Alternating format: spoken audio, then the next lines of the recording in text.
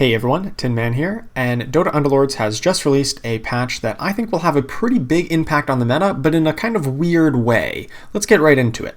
So, we have the typical general UI fixes, nothing too interesting here. There's a little bit thing about in Lord of Whitespire, when starting a game, you can preview the MMR that you're going to gain or lose for the replacement, but really nothing groundbreaking in these two sections.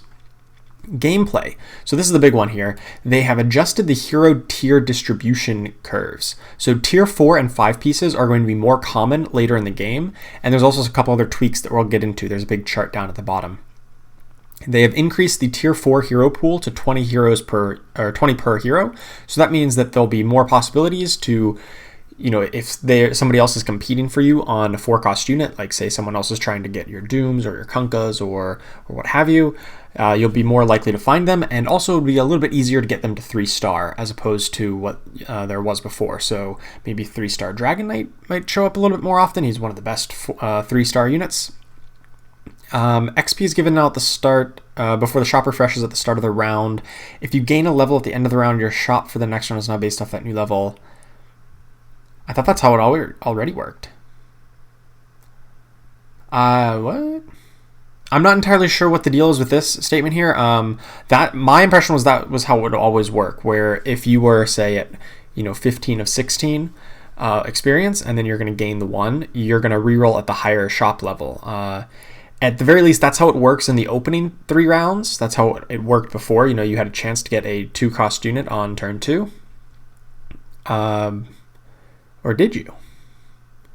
Well, in any case, this shouldn't really impact, at least not the way I play, where you want to preemptively level up right before you pump your gold in during combat, so that on the new round you get that 1 extra XP, and then you level up and get the better table of loot or recruitment. You have a higher chance of getting the better units.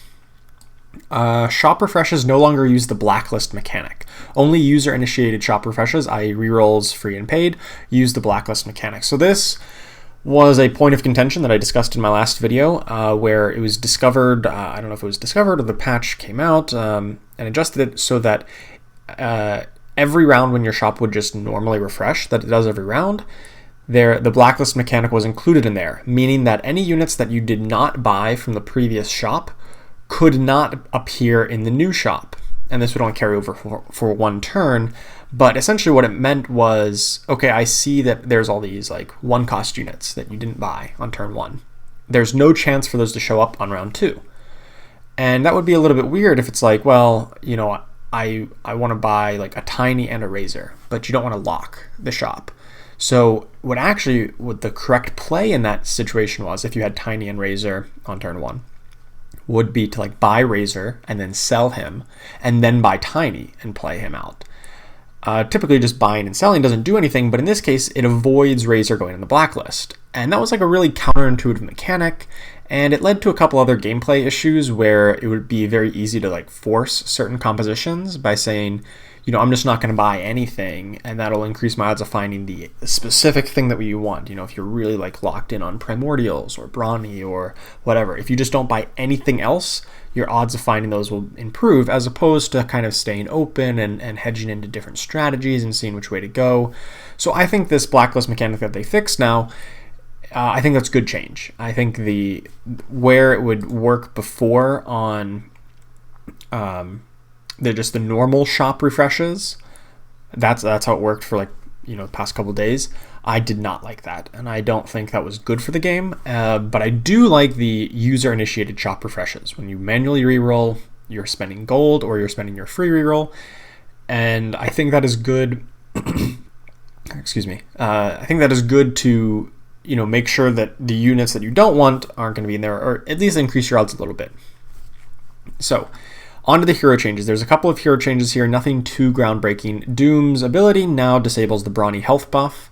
Now Doom ability really just disables everything. And I think Doom is quite a good unit, and I think he should be played more often, and he's also can counter Brawny now, so that's pretty decent. Speaking of Brawny, Juggernaut is now tier 3, and he didn't really get any stats bonus or anything. His ability now activates if there's at least 1 enemy in range. So a slight buff. I mean, it's not It's a buff from where he was a few weeks ago, now that he can auto attack while his Blade Fury is active, but I don't know if it's really enough to justify a move to tier 3. So really this, I think, overall is a nerf. And I think Juggernaut, he's still like one of the most powerful units to get to 2-star in the early game, just because he can start stacking the Brawny buff really well. But a lot of times the Brawny builds are often carried by Beastmaster rather than Juggernaut. So I still think Brawny are going to be reasonably powerful. They might just come online a little bit later. Right now, instead of kind of staying low level and wanting to reroll a lot to try to find the Juggernaut and the Beastmaster, it'll be a little bit more difficult to get Juggernaut at least to tier 3. This does come with some ripple implications for the rest of the game, rest of the meta. So now you're basically taking a tier 2 unit and moving it to tier 3. And what that means is that other tier 2 units who are still in tier 2, think Luna, Chaos Knight, Beastmaster, Wind Ranger, units like that are very common, very used a whole lot in other strategies, now become a little bit more common because they have less competition. When you roll the dice and it says, hey, you're supposed to get a tier 2 unit in your shop, now there's a smaller pool to pick from, so it's a little bit easier to find the ones you want. And so that means that the tier 2 units are going to be a lot easier to get to 3-star. They're going to be a little bit more common to get to 2-star in the early game because you won't have the Juggernaut kind of clogging up your early shop in the tier 2 bracket. But that does mean the reverse effect is also true, that now tier 3 pool gets a little bit more saturated. So units like Phantom Assassin, Slark, Treant Protector, very common ones that you want to get up to 3-star, as well as like Abaddon and Omni Knight, are going to be harder to get to 3-star because now Juggernaut will show up a little bit more often in those that you may not want. And I think that'll have a little bit of a ripple on the meta. So a lot of the current meta is kind of based around the 3-cost 3-star units because they're very powerful. Specifically the ones I kind of mentioned, Slark, Phantom Assassin, as well as like Clockwork and Tinker, or Abaddon and Omni Knight. And I think all of those in general are just going to get weaker because they'll be a little bit harder to get to 3-star. Not, infinitely harder, but just a little bit harder, a couple percentage points harder. And that, I think it serves as an appropriate nerf to this everybody gets 3 stars of everything kind of meta. So last change here on units is Shadow Shaman. His cast will no longer be cast on an already hexed enemy. Shadow Shaman is still probably the worst unit in the game. This doesn't really change anything about that. So let's get on to the table. The table here has got a lot of numbers, and this is what we kind of alluded to earlier, that the tier odds were going to change quite a bit. So let's take a look. So we've got the old, or the new values kind of bolded here, and the old values right next to them. So we can kind of look for tier 1 units. Not a whole lot has changed, ever so slightly less from round 6 onward. So from round 6 we have 30% where we used to have 33, and it goes down from there. I don't think that's really a big deal. You generally don't want tier 1 units later in the game anyway. In tier 2, you now have pretty much the exact same, except for the very tail end. Once you hit level 8, the odds of tier 2 units goes down a little bit as well. Tier 3, once again, is mostly the same for the opening levels here from 25 or 23 to 25. Not a big difference.